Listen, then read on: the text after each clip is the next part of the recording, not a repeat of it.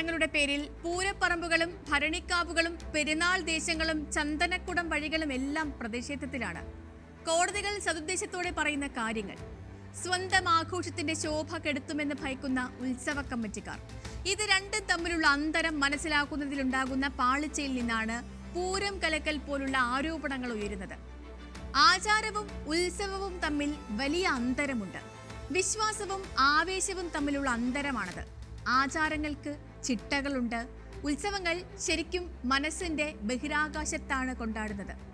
എതിരേൽപ്പും വരവേൽപ്പും തമ്മിലുള്ള വ്യത്യാസമാണ്. എതിരേൽക്കുന്നത് ചടങ്ങുകൾ കൊണ്ടാണ്, വരവേൽക്കുന്നതാവട്ടെ മനസ്സിലുള്ള ആവേശം കൊണ്ടും. കോടതി ഏർപ്പെടുത്തിയ ചട്ടങ്ങൾ ആചാരച്ചിട്ടകൾ പോലെയാണ് എന്ന് കരുതാൻ ആഘോഷ കമ്മിറ്റിക്കാർക്ക് കഴിയുന്ന നിമിഷം ഈ പ്രശ്നങ്ങളൊക്കെ അവസാനിക്കും. ആവേശം കൊടിയേറാൻ പൂരപ്പറമ്പുകളിൽ പുതിയ ഇടങ്ങൾ തുറന്നിടുക വേണം. ഉത്സവങ്ങളും പെരുന്നാളുകളും ചന്ദനക്കുടങ്ങളും ഇല്ലാതാകുന്ന നാട് മൃതപ്രായമായി എന്നാണ് അർത്ഥം. സ്പോട്ട്ലൈറ്റ് ആരംഭിക്കുന്നു.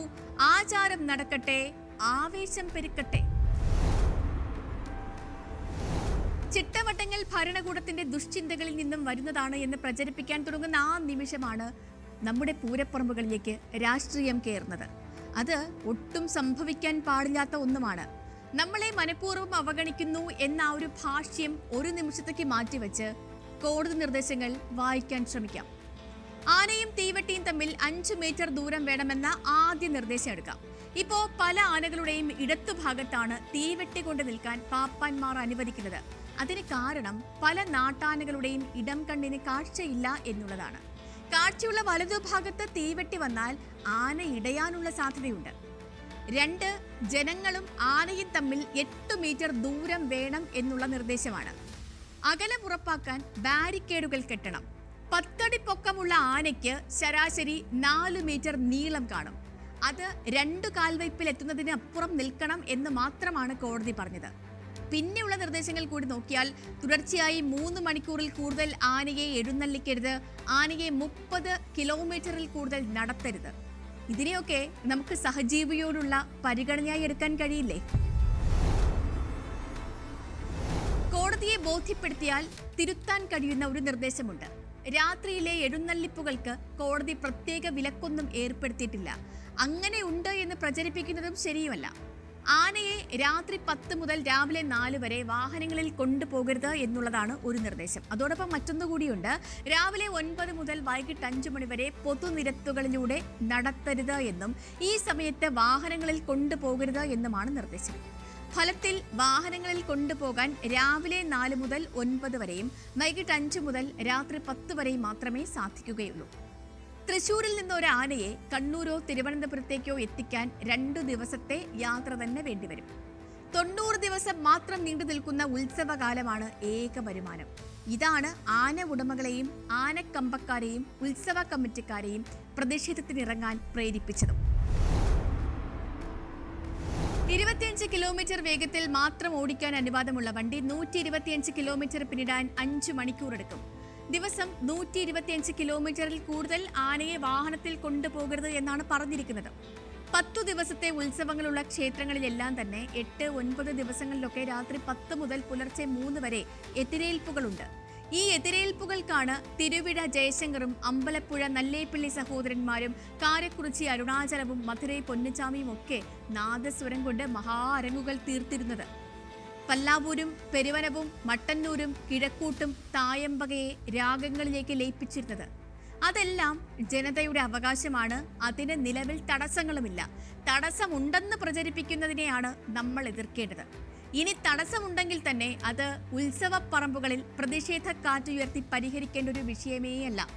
ഉത്സവപ്പറമ്പിലെ കാപ്പി മാത്രം കുടിച്ച് ഉറക്കമൊഴിയുന്നവർ അത് സ്വയം പീഡയായല്ല എടുക്കുന്നതും. ആണ്ടിലൊരിക്കൽ മാത്രം കിട്ടുന്ന ആവേശമാണ്. പാവങ്ങളുടെ ജീവിതത്തിൽ അത്രയൊക്കെ ആവേശം പറഞ്ഞിട്ടുമുള്ളൂ. അത് കളയാതിരിക്കാനുള്ള വഴിയുണ്ടോ എന്നാണ് കൂടിയാലോചിക്കേണ്ടത്. ശരിക്കും ഉത്സവങ്ങൾ വിശ്വാസങ്ങളുടെ ഭാഗമേയല്ല. ആചാരങ്ങളാണ് വിശ്വാസങ്ങളുടെ ചിട്ടകൾക്ക് വഴങ്ങുന്നത്. വിശ്വാസത്തിൽ ചിട്ടകൾക്ക് മാത്രമാണ് സാധ്യത. അതിനപ്പുറമുള്ള വിവേകം ഒന്നും അവിടെ വിലപ്പോകില്ല. എന്നാൽ ഉത്സവങ്ങൾക്കും പെരുന്നാളുകൾക്കും ഒക്കെ ഒരു പൊതു സ്വഭാവമുണ്ട്. അവിടെ എത്തുന്ന ആൾക്കൂട്ടം ഒരേ താളത്തിലേക്കും ഒരേ മനസ്സിലേക്കും എത്തും.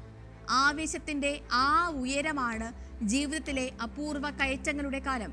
അവിടെ ഭരണകൂടങ്ങളുടെ വിവേകത്തോടെയുള്ള ഇടപെടലുകൾ ഉണ്ടാകണം.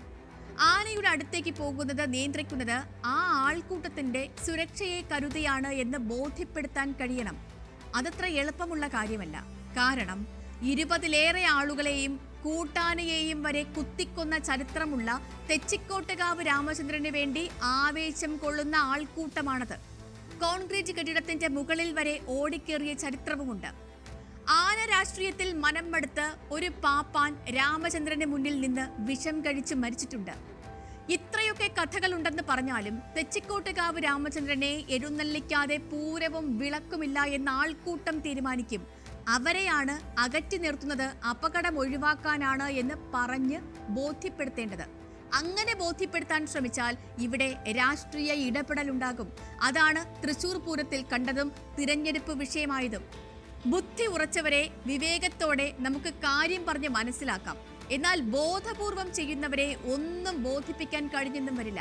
ഇത് സർക്കാരിന് വിട്ടുകൊടുക്കാതെ കോടതി തന്നെ കമ്മീഷനെ വെച്ച് നടപ്പാക്കിയാൽ രാഷ്ട്രീയ മുതലെടുപ്പെങ്കിലും ഒഴിവായി കിട്ടും. ഹൈക്കോടതി സമിതിയെ നിർദ്ദേശിച്ച് ശബരിമലയിൽ ഏർപ്പെടുത്തിയ നിയന്ത്രണങ്ങളുടെ പേരിൽ വരെ സർക്കാരിനെതിരെ സമരം നടന്ന നാടുകൂടിയാണിത്. ഇത്ര മാത്രമേ ഈ നിമിഷം പറയാനുള്ളൂ. സ്പോട്ട്ലൈറ്റ് പൂർണ്ണമാകുന്നു. നാളെ മറ്റൊരു വിഷയമായി വീണ്ടും.